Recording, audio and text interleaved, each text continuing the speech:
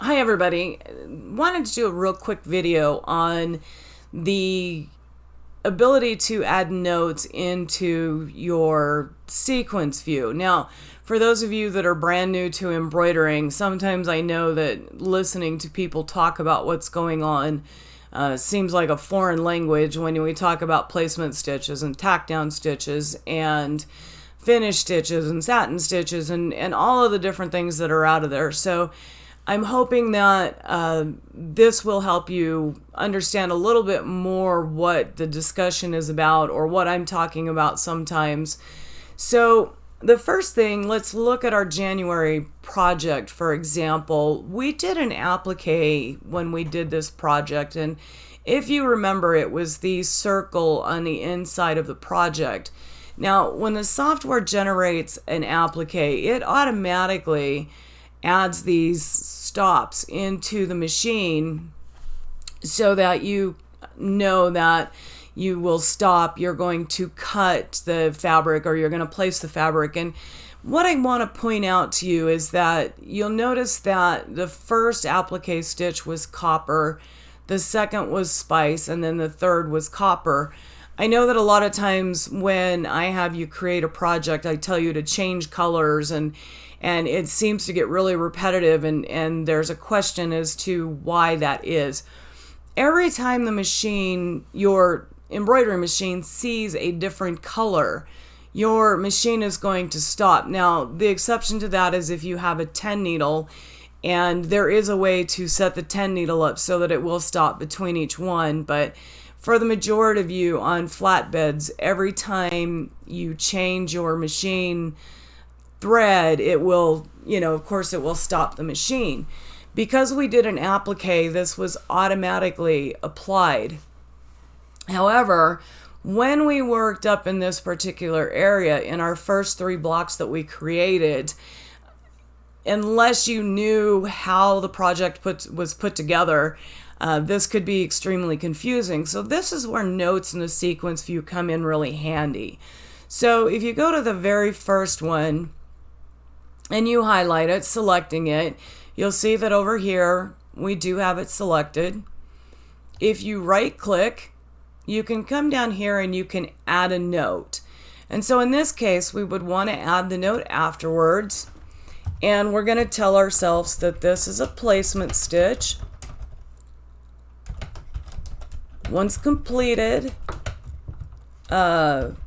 place batting and return the hoop to the machine. So that tells us that when we're done, when the stitch is done, we're going to pull it off the machine, we're going to put the batting down onto the stabilizer, and then we're going to return it to the machine. And you'll notice that now in the sequence view, we have a little arrow reminding us that, hey, the hoop needs to come off, you need to do something, and then you can put it back. So on our next run, we're going to go ahead and we're going to add ourselves a note, and we're going to add it after, and we're going to say that this is a tack down stitch, meaning that these stitches are what is keeping the batting stitched to the stabilizer. So on it, after the tack down stitch, once complete, remove from the machine, trim the batting, and replace the hoop. And we'll click OK. And again, you can see that we have a note telling us that this is what we want to do. Now, on this one, we're going to actually add our note before the stitches. And we're going to say, in this particular case, because we've just trimmed the batting, we can place the fabric, the main fabric, over the batting, tape it down, and return the hoop for stitching.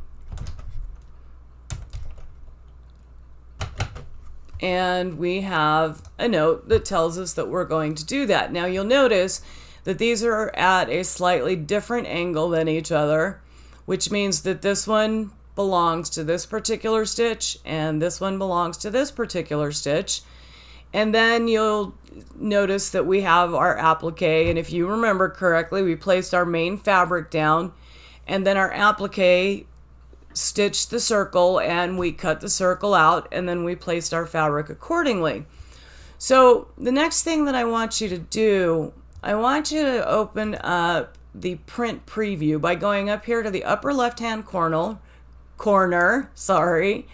and I want you to go to print preview.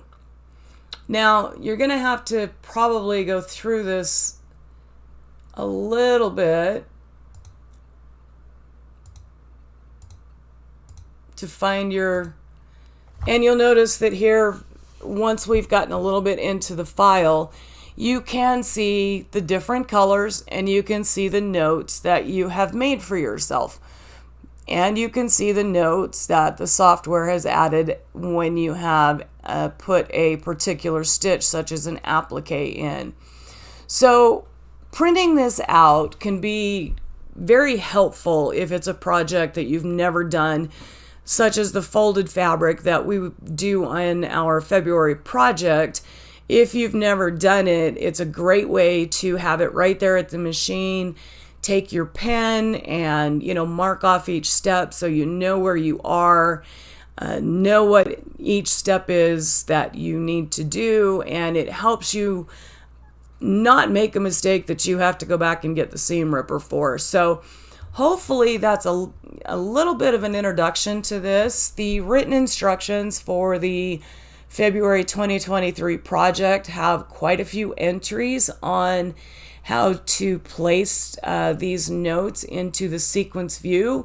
And I'm hoping that you'll practice with this file a little bit, and then you'll take the written instructions for February and you will apply it to that particular project, print preview it, print it out, take it to your machine, and hopefully that'll help you make this particular project that much easier.